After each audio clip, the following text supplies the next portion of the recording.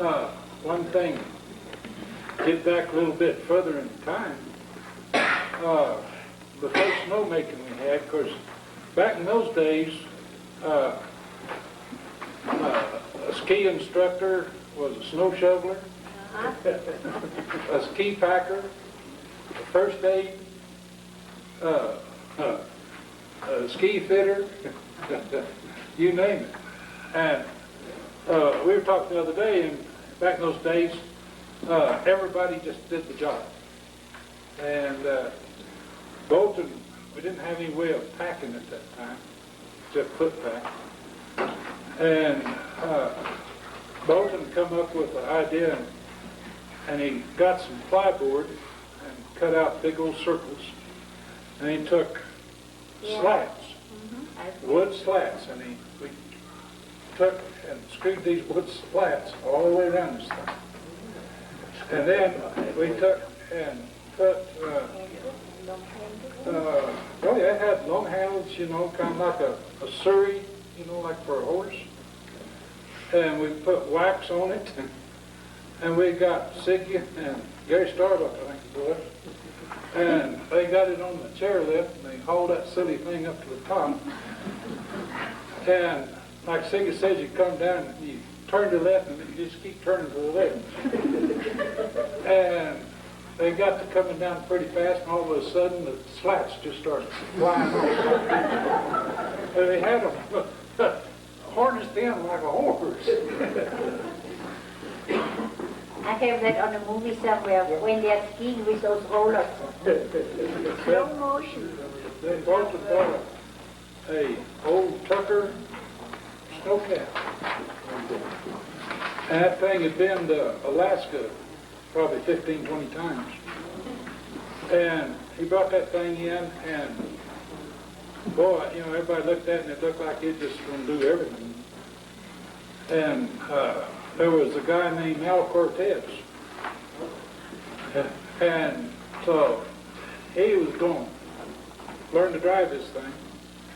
And they packed with it for a little bit, and I don't know where it was on the hill, but he come sickling off over there and just off over the hill, down in a bunch of trees, and it sat there all winter, so we couldn't get it out. So there was, well, let's see, I managed the area the second year, I guess it was.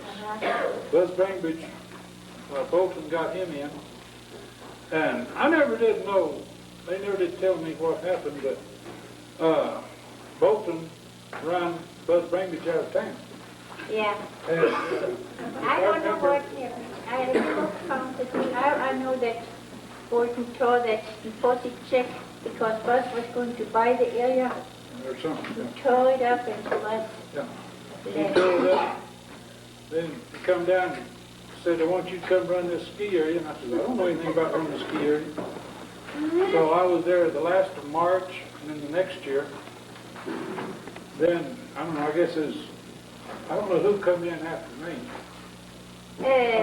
Jim Donnelly was running it for a while. Jim Jordan. It was Jim Jordan first, wasn't it? I don't know. Jim Donnelly was first. Jim Donnelly. And then the area was sold, and after they kicked out Jim Donnelly out of that group of investors, then it might have been Jim Jordan or I don't know, that from then on. Because I know whenever Peel bought it, he and I never saw eye to eye the first time we met. And so we went down and I built what was called Powder Puff Ski Area. It was called Easy Ski Area first. And that was a thing that was like a sled that you sat down on, had outriggers. And I bought about a couple dozen of them. If you could slide from here to that chair, it did good. So then we went in and built the Whirlybird area, which was there for inner tubes. And then, like you said, we had no snow. And David Willis and I had jeeps and trailers, and we started hauling the snow. And I shoveled snow clear up under Winnie's cabins, 2 miles up the canyon. Then the ski area and I got in a fight going up Pioneer to see who's going to get the damn snow.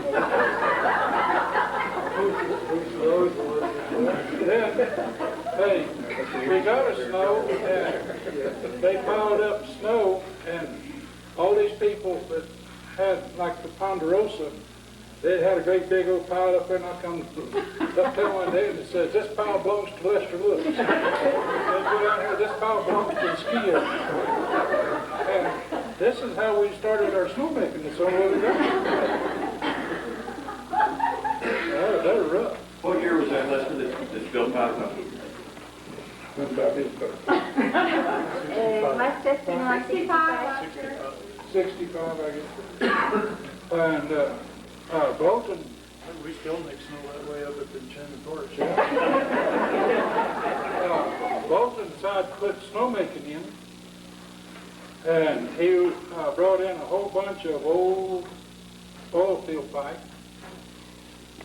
and had it strung everywhere, mainly on the bump up there. And he bought 2 big Ingersoll Rand air compressors, built a building, everything, and well, we're going to quit that shoveling snow. And well, anyway, they got it started and kind of half-assed made snow. And I come to work one morning, and he had some guys in Cuesta was going to teach them they're going to be the snowmakers. And I come up there to work, and they had gone to sleep, and the hose, I guess, blew off, and it sat there all night long doing this. And when we got there was just nothing but, rock and mud and Ice. ice. And so they had... You mean they go to sleep? Oh.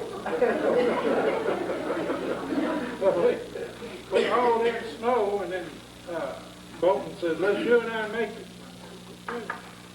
So I'd take it, work at the ski area from 8 o'clock to 5 or 6 o'clock. Then go home, and about 11 o'clock he'd call and said, let's go. We'd come up, we'd make snow till about 4 o'clock and quit, go back home, sleep, and get back up at 8 o'clock.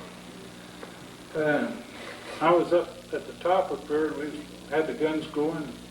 I saw Mr. B down there just taking a sledgehammer, just tearing the side out of a building. There, the compressor building. I thought, what in the hell happened to him, He had this sledgehammer and just tearing it out. And so I come down, and he didn't have enough air to come in for these big compressors, and they about to burn up. And so he knocked the whole side of the building out.